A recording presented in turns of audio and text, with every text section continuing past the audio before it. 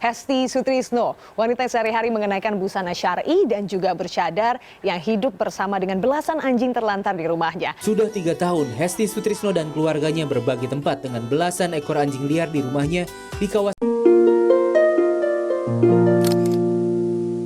Inilah Desi, yang terakhir aksinya memberi makan anjing-anjing liar menjadi pembicaraan di jagat maya. Jadi kalau orang yang terlalu takut akan kata najis, itu hanya orang-orang yang malas sebenarnya. Malas mensucikan diri. Bismillahirrahmanirrahim. Alhamdulillahi wassalatu wassalamu ala rasulillahi amma ba'du. Teman-teman yang dirahmati Allah, bagi kita di Indonesia yang memang sejak dulu sudah mempelajari fikih mazhab Syafi'i, karena memang begitulah guru-guru kita mengajarkan, anjing itu adalah hewan yang sangat kita jauhi, karena kita nilai bahwa anjing itu seluruh badannya najis, bukan cuman air liur dan kotorannya saja najis. Dalam pandangan Asy-Syafi'iyah, seluruh badan anjing itu najis, bulunya baik kering atau basah itu najis.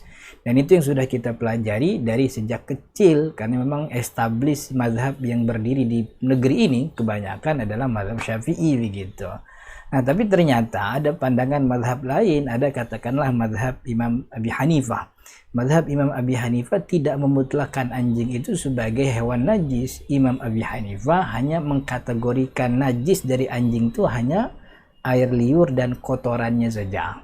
Air liur, keringat bagi beberapa ulama Hanafi, air liur, keringat dan kotorannya saja. Selain 3 hal itu bukan najis. Maka bagi mazhab Imam Abi Hanifah, artinya berdekatan dengan anjing atau tersentuh ya bukan sesuatu yang membuat dia harus bersuci begitu ya. Nah, ada lagi mazhab Imam Malik. Mazhab Imam Malik rahimahullahu ta'ala justru memutlakkan anjing itu suci. Jadi yang najis dari anjing itu cuma bangkainya aja. Jadi kalau dia mati baru najis. Karena kaidahnya mazhab Imam Ahmad, mazhab Imam Malik rahimahullahu ta'ala, seluruh yang hidup itu adalah suci. Jadi hidupnya itu membuat hewan itu menjadi suci.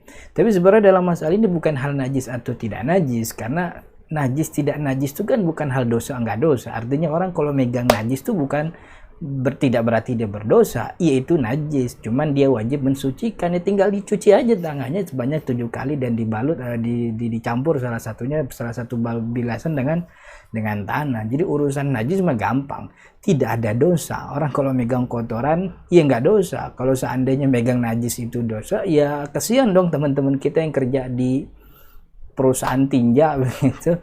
Itu kan memberatkan. Yang jadi masalah, apakah boleh kemudian memelihara anjing? Nah, ini yang jadi permasalahan dalam hal ini. Ada satu hadis Nabi Muhammad SAW mengatakan, maniktana kalban, siapa yang melihara anjing, illa kalba saydin au masyiyatin au zar'in, kata Nabi Muhammad gitu. Selain untuk masyiyah, jaga ternak, saydin berburu, zar'in jaga pertanian sawah begitu, uktutifa min ajrihi kulla yawmin qirat, maka diambil pahala dari ibadahnya setiap hari qirat, sebesar qirat. Qirat itu gede ya, sebesar gunung Uhud dalam beberapa riwayat mengatakan. Jadi pada intinya hadis ini secara eksplisit memang memberikan larangan, tapi kata Imam Nawawi betul kita dilarang. Bahkan ini kesepakatan seluruh mazhab fikih dari mazhab Imam Abi Hanifah, Imam Malik, Imam Ahmad bin Hanbal termasuk Imam Syafi'i, dilarang kita memelihara anjing kecuali lihaja, ada hajat yang disebutkan oleh Nabi Muhammad SAW 3. Pertama untuk jaga peternakan, masyiyah. Yang kedua saydin berburu, yang ketiga adalah zar'in untuk jaga sawah. Dan kita mendapati riwayat banyak bahwa sahabat Nabi pun melihara anjing tapi untuk kebutuhan berburu begitu. Nah, satu tambahan lagi yang disebutkan oleh mazhab Imam Abi Hanifah, mazhab Imam Syafi'i, yang disebutkan oleh Imam Nawawi dalam kitabnya Syarah Sahih Muslim, bahwa kita juga boleh melihara anjing untuk menjaga rumahnya. Dengan catatan, karena memang kita orang Syafi'i begitu ya, anjing itu najis, maka kalaupun dia jaga rumah jangan sampai dia masuk ke rumah kita. Dia siapkan ruangan khusus atau kandang khusus di depan rumah yang membuat rumah kita terjaga. Makannya sendiri, nggak boleh gabung sama anak-anak begitu ya. Jadi jangan iseng begitu makan barang anjing dan seterusnya. Artinya sebenarnya melihara anjing itu bukan sesuatu yang mutlak diharamkan, tapi itu ada anjuran bahkan untuk memelihara anjing untuk berburu. Nah, bagaimana kalau tidak 3 selain itu? Kata Imam Nawawi, orang yang miara anjing ijaban li suratihi, yang terkesan, terpesona dengan tampilan anjing begitu.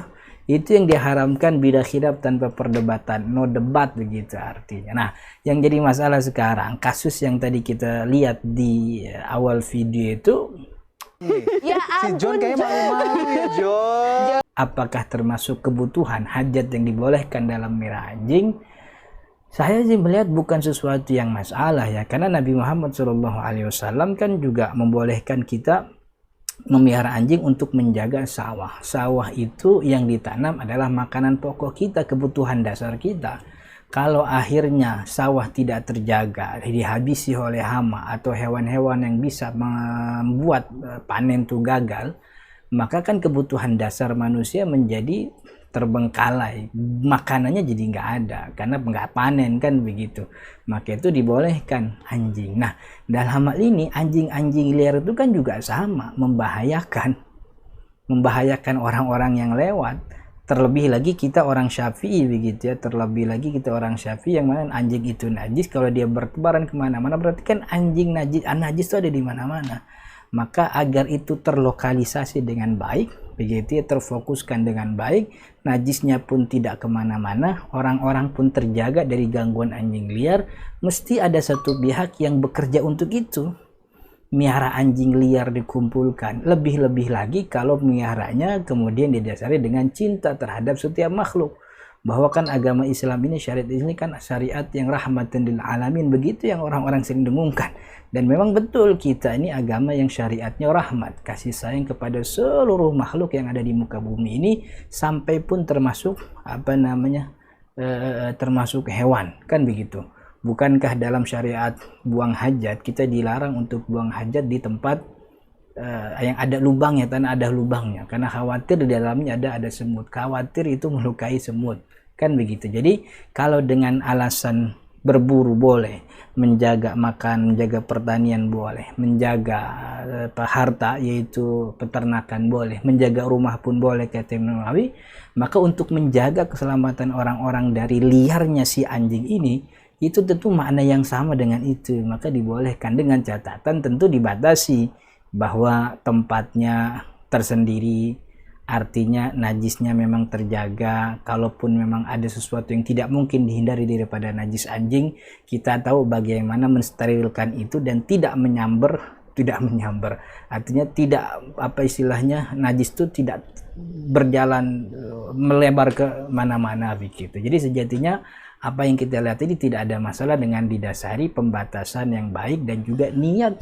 yang ikhlas serta kasih sayang kepada sesama makhluk. Nabi Muhammad SAW mengatakan, Ar-rahimuna fil ardi yarhamukumur rahman. Orang-orang yang kasih sayang di muka bumi ini akan disayangi oleh Allah yang Maha Rahman. Irhamu man fil ardi, berilah kasih sayang kepada seluruh makhluk yang ada di muka bumi. Yarhamkum man fis sama, yang ada di langit akan memberimu kasih sayang juga. Itu yang hadis diriwayatkan oleh Imam At-Tirmidzi. Hadanallahu wa iyyakum ajma'in. Assalamualaikum warahmatullahi wabarakatuh.